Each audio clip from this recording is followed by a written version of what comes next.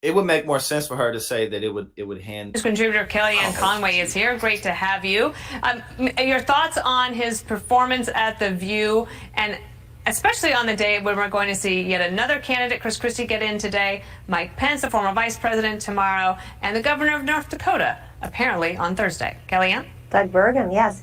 Dana, thanks for having me. Hi, Bill. I think Tim Scott adds so much to the United States Senate, so much to the arc and the story of America, and so much to this presidential contest. He is on track to be a happy warrior, if not the happy warrior. He's doing the opposite of what the people running the super PAC for Governor DeSantis said they're going to do, which is take on this cultural contest. Yo, that's hilarious. Yo, she just flamed him on accident. Tim Scott's the happy warrior. That's exactly how you're running this campaign. I'm totally unaffected. I'm totally unaffected and not impacted by America's systemic issues whatsoever.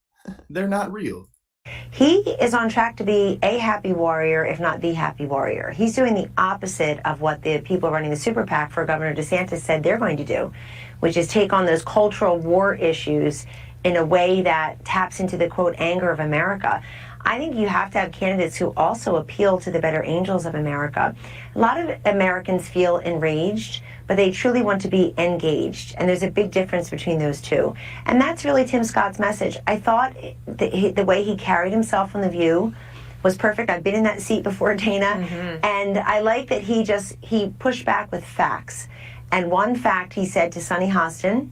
People like Kellyanne Conway live in very, very incredibly white worlds. So like they don't realize that how everyone else looks at people like Tim Scott. You know what I'm saying? Like that completely goes over their heads. They don't understand it. Well, first, they're not even aware of it. And second, even if they are, they don't understand it. They think, oh, well, I mean, this guy looks great to me. He's telling me everything I want to hear. That sounds great. You know what I'm saying? Like, so. The co-host of The View was that you're saying that you and I are the exceptions, not the rule. What a terrible way to communicate with America's children, that they can only get ahead if they're a, quote, exception. And then he correctly pointed out the facts. We've had an African-American president, 2 African-American secretaries of state. We now have a vice president who's black. And I think he is on track to make the debate stage. He hovers about 2% in polling, which would qualify him. And then, of course, you need 40,000 unique donors in about 20 states. Yeah, he told us today that he has a super PAC, which is important. Yeah, he told us today, Kellyanne, that he does indeed already qualify. So he plans to be there.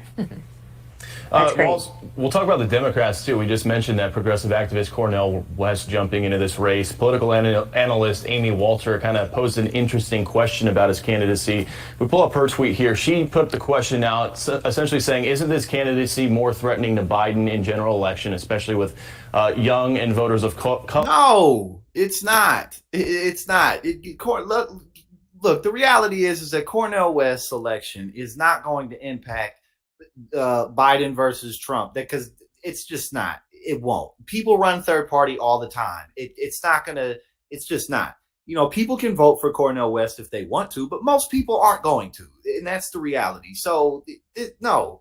And it's always it's so stupid when people say stuff like this, because first and foremost, again, we live in a 2-party lock system, and that's what it is. And secondly, why should we not encourage people to run?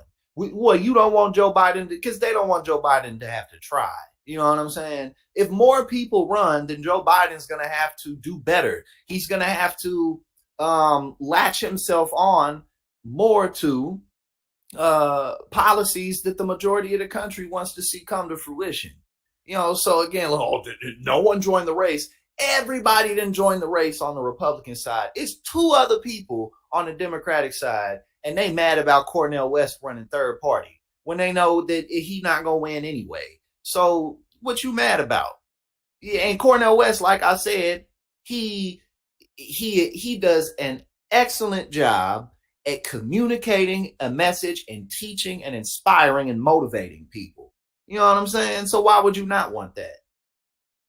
Because they don't want to do nothing. Than RFK Jr. in the primary. What do you think about that? The answer to that is yes. It's very likely Amy Walters onto something, and I'll tell you why. Even if you don't become president, you as a third-party candidate spoiler can decide who is the president. This happened in 1992 when we had Bush 41 as the incumbent, and a guy named Bill Clinton, the Arkansas governor, got elected with 43.5% of the vote. Why? Because Ross Perot got 19% of the popular vote, even though he didn't rack up any electoral votes.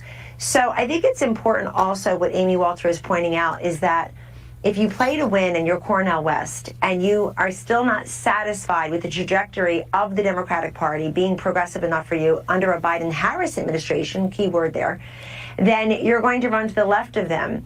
Number one. Number two, he's going to make a play for people who feel forgotten, who feel I gotta rewind it on what she said. But no, Sai, you're absolutely right on so many people who never vote. And again, I mean, things are possible. I'm just going off probability. You know what I'm saying? Like, and I just don't understand why they're acting like if more people vote for, people can vote for whoever they want to vote for, and y'all the ones who got all the resources. So like, what you complaining about?